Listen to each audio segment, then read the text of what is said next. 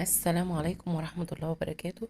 ازيكم يا حبايبي؟ عاملين ايه؟ يا رب كلكم تكونوا بخير ان شاء الله. النهاردة هنعمل مع بعض وصفة جميلة جدا كنا بنعملها زمان كلنا.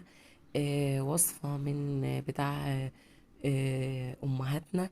وصفة جميلة جدا. هي العجة بالبيض. وصفة بسيطة جدا ومكوناتها بسيطة وموجودة عندنا في البيت. هنقدر نعملها ونوفر كمان. هنعملها بأقل الإمكانيات اللي موجودة عندنا في البيت. هنقدر نعملها بحاجة بسيطة يعني. ممكن من 20 ل25 جنيه ونقدر نعمل غدا أو عشاء في البيت. شوفوا المكونات مع بعض. زي ما انتم شايفين كده أنا مجهزة حوالي 3 بصلات، حوالي 5 طماطم، فلفل. طبعا بقى يعني بنضيف لها طبعا بقدونس وكزبرة أو كزبرة بس. بنضيف بطاطس. طبعا في ناس بتهرس البطاطس وفي ناس بتبشرها. انا بحب ابشرها او نشوف احنا هنعملها ازاي في الطريقه اللي انا بعملها. طبعا هبدا دلوقتي ان انا اقطع البصل كده مكعبات. ممكن نعمله في الكبه عادي مفيش منه مشكله. هضيف معلقتين كده زيت، مش كتير قوي. انا برضو مش عايزاها دسمه. هبدا ان انا اضيف الزيت كده وهنزل البصل، اتبله زي ما انتم شايفين كده.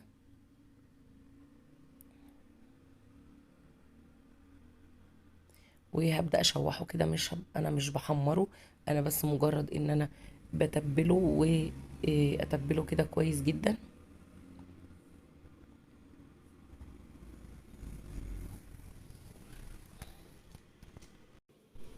وبعدين اجيب بطاطايه زي ما انتم شايفين كده. انا بقول لكم ان هي قد حجم الايد. او نجيب اصغر او نجيب اكبر زي ما انتم حابين. همسك ابشرها زي ما انتم شايفين كده. انا بشرتها وهضيفها على طول كده على البصل. وبعد كده هاخد الطماطم بالاتنين الفلفل الحار. هضربهم كده في الكبة او بالخلاط. هضربهم كويس جدا وارجع لكم وهصفيهم طبعا من القشر. وطبعا عايزه اقول لكم ان عصير الطماطم ده بدون ميه، عشان انا هضيف لها ميه دلوقتي برضو عشان انا عايزه البصل والبطاطس يستوي كويس. هبدأ اقلب كده كويس زي ما انتم شايفين اهو. كل ده انا باخده على النار، على نار متوسطة. طبعا هضيف كمان بقية الطماطم. وهضيف بقى الكزبرة.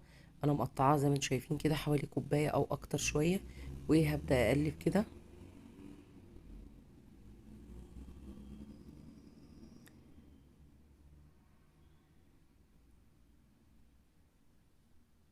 وهضيف معلقة كبيرة من صلصة الطماطم. وهزود حوالي كوباية الا ربع من المية علشان خاطر اسيبها بقى تستوي البصلة مع البطاطس، عشان تستوي كويس جدا في الاخر خالص بعد ما اجي اضيف لها اخر حاجة من المكونات. هضيف لها بس حاجة بسيطة من الملح، هضيف لها رشة ملح. وهضيف لها فلفل اسود وهغطي عليها اسيبها تستوي. هقلبها بقى.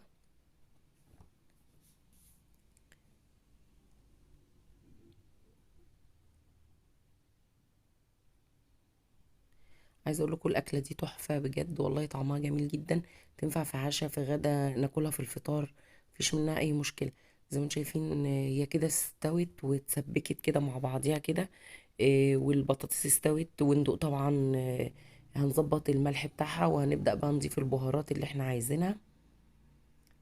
هبدأ بقى اضيف بقى كزبرة.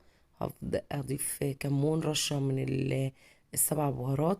هضيف حبة من الشطة. الشطة بتديها طعم حلو جدا. او لو احنا مش حابين الشطة اختياري برضو. انا ضفت كزبرة كمون 7 بهارات. هضيف رشة من الشطة وطبعا انا بظبط الملح بتاعها.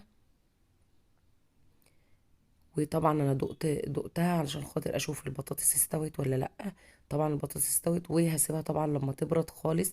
طبعا انا مش هضيف البيض غير لما كل ده يبرد، لان انا لو نزلت البيض دلوقتي البيض هيستوي فيها. طبعا انا ضفت 5 بيضات، يعني طبعا نقدر نعمل الوجبة دي ب5 بيضات، وكمان ممكن اقل لو احنا حابين. طبعا انا جبت كسرت البيض، وهضيف له برضو رشة ملح بسيطة، وهضربه كده في بعضه، وهنزله عليهم. طبعا زي ما قلت لكم لازم المكونات تكون بردت خالص تماما. هقلبهم كده في بعض زي ما انتم شايفين اهو. عايزه اقول لكم الوصفه دي تحفه وطعمها جميل جدا. كلنا كنا بنعملها، وحلوه قوي، وبتاكل يعني بصراحه جميله جدا. ممكن نعملها كمان ببيض اقل كمان، يعني نقدر نعمل وجبه غدا باقل، يعني ممكن نعملها ب4 بيضات بس. دي نص بيكربونات الصوديوم، نص معلقه من الصغيره، علشان خاطر تبقى بترتفع او تنفش كده وتبقى جميله او مش مكتومه.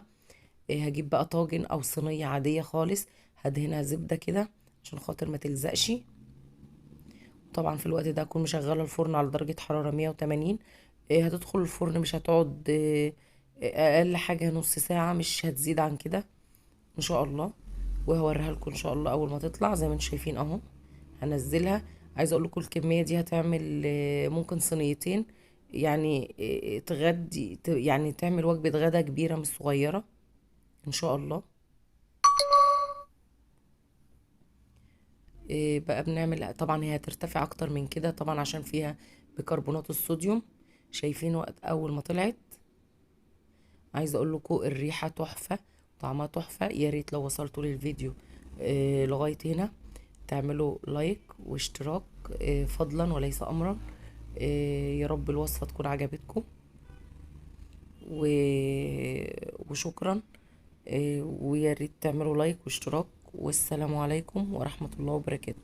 ويا ريت لو حابين وصفة جديدة يا ريت تطلبوها مني في الكومنتات. السلام عليكم ورحمة الله وبركاته.